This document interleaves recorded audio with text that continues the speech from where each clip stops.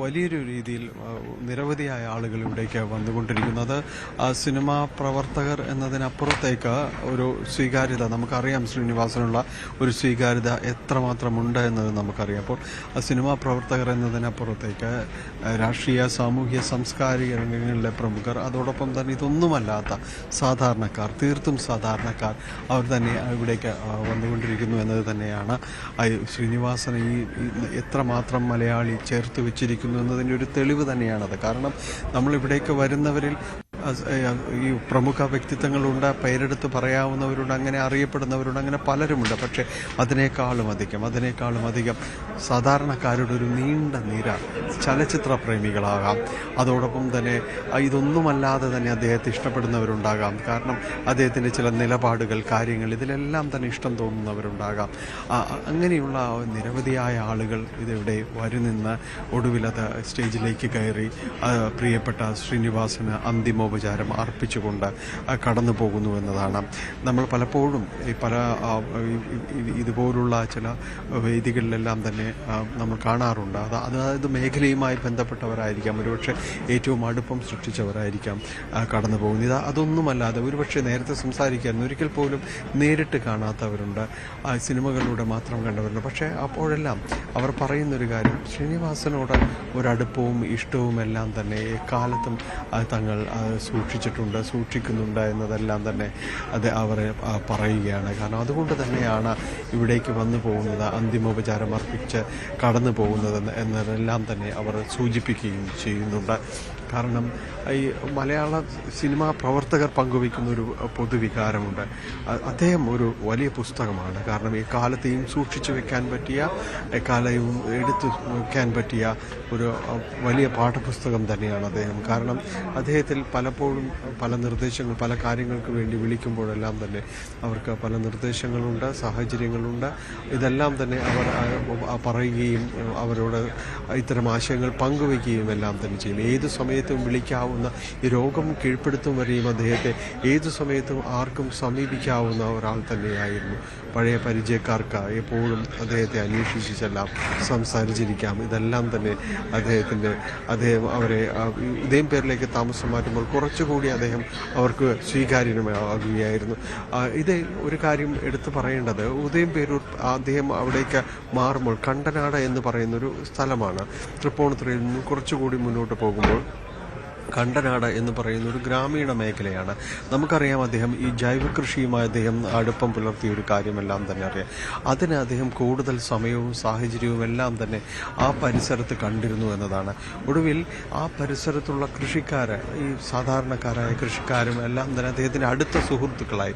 അവരോടെല്ലാം തന്നെ അദ്ദേഹം കാര്യങ്ങൾ ചോദിച്ചു മനസ്സിലാക്കുന്നു, അവരുടെ സംശയങ്ങൾ അദ്ദേഹം ചോദിച്ച് നീങ്ങുന്നു. അങ്ങനെ ഒരു കൊടുക്കൽ വാങ്ങൽ ബന്ധം എന്ന രീതിയിലേക്കെല്ലാം തന്നെ അത് മാറുന്നു. അങ്ങനെ ആ പരിസരത്തുള്ള ഒരു സിനിമാ താരം, അത് ഒരു നക്ഷത്ര തിളക്കമുള്ള ഒരാൾ ആ പരിസരത്തുണ്ടായി എന്നൊരു തോന്നൽ അവരിലേക്ക് ആരിലേക്കും എത്താതിരിക്കാൻ വേണ്ടി നന്നായി ശ്രദ്ധിച്ച ഒരാൾ, അല്ലെങ്കിൽ അങ്ങനെ ഒരു താരം എന്ന രീതിയിൽ തന്നെ അവരോട് ഒരു ഇടപെടലും അവരോട് ഉണ്ടായിരുന്നില്ല. തികച്ചും സാധാരണക്കാരനായ ആൾ. ആ വീടിൻ്റെ വാതിലുകൾ അവർക്ക് വേണ്ടി തുറന്നു കൊടുത്തിരുന്നു, അവരോട് സംവദിക്കാനായിട്ട്, അവരോട് ആശയവിനിമയം നടത്താൻ. ഓർക്കുക, ഈ രോഗാവസ്ഥയിൽ അദ്ദേഹം തിരിച്ചു വരുമ്പോൾ അപ്പോഴും അദ്ദേഹം സജീവമായിരുന്നു.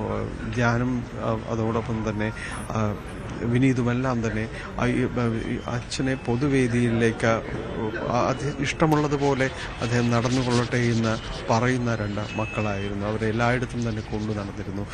തന്നെ ആ ഭാര്യ അവർ ഒരു സഹചാരിയായി തന്നെ ഈ രോഗാവസ്ഥയിൽ പിന്നീട് വരുമ്പോൾ നമ്മൾ പലപ്പോഴും ചില സിനിമകളുടെ എല്ലാം തന്നെ പ്രൊമോഷൻ പരിപാടികളിലെല്ലാം അതിൽ പോലും ചിലപ്പോഴെങ്കിലും അദ്ദേഹം പങ്കെടുക്കാനായിട്ട്, അല്ലെങ്കിൽ ആ ഷോ കാണാനായിട്ട്, പ്രീമിയർ ഷോ അടക്കം കാണാനായിട്ട് അദ്ദേഹം എത്തിയിരുന്നു.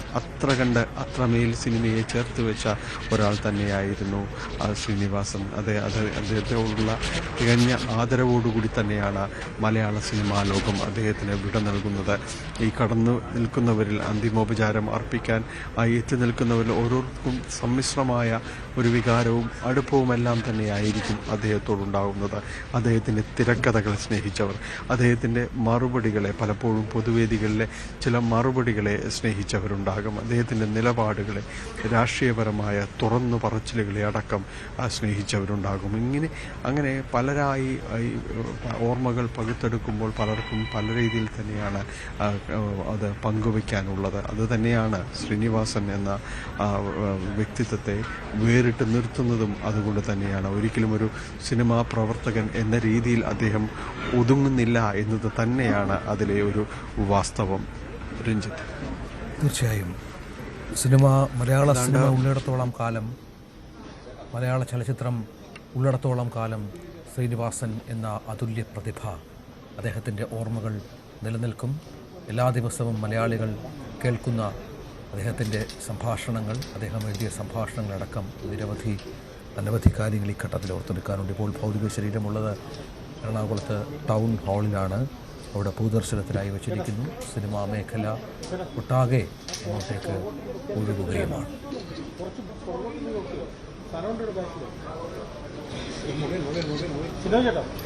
കുറച്ച് ബാക്കിലേക്കൊക്കെ പറയണ്ട, അവിടെ നിന്ന് പൊക്കിക്കോ, അവിടെ നിന്ന് പൊക്കിയാൽ കിട്ടൂല്ലോ.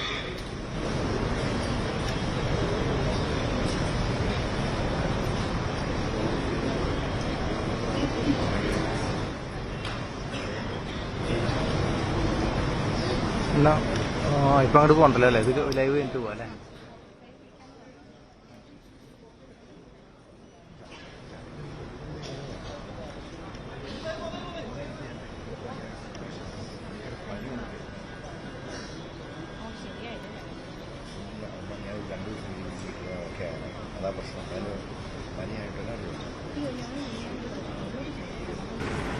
ശ്രീനിവാസൻ്റെ വിയോഗം സിനിമാ ലോകത്തിന് കനത്ത നഷ്ടമാണ് ഉണ്ടാക്കിയിരിക്കുന്നത്. സിനിമയുമായി ബന്ധപ്പെട്ട എല്ലാ മേഖലകളിലും തൻ്റേതായ വ്യക്തിമുദ്ര അദ്ദേഹം പതിപ്പിച്ചിരുന്നു.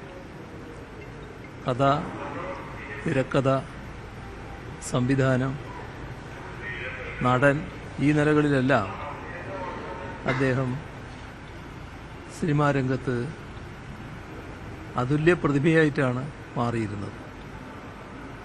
തൻ്റെ ശൈലിയിലൂടെ, നല്ല മൂർച്ചയേറിയ പരിഹാസങ്ങളിലൂടെ സിനിമ കാണുന്നവരെ വലിയൊരു തലത്തിലേക്ക് ഉയർത്തിക്കൊണ്ടുപോകാൻ ശ്രീനിവാസന് കഴിഞ്ഞിരുന്നു.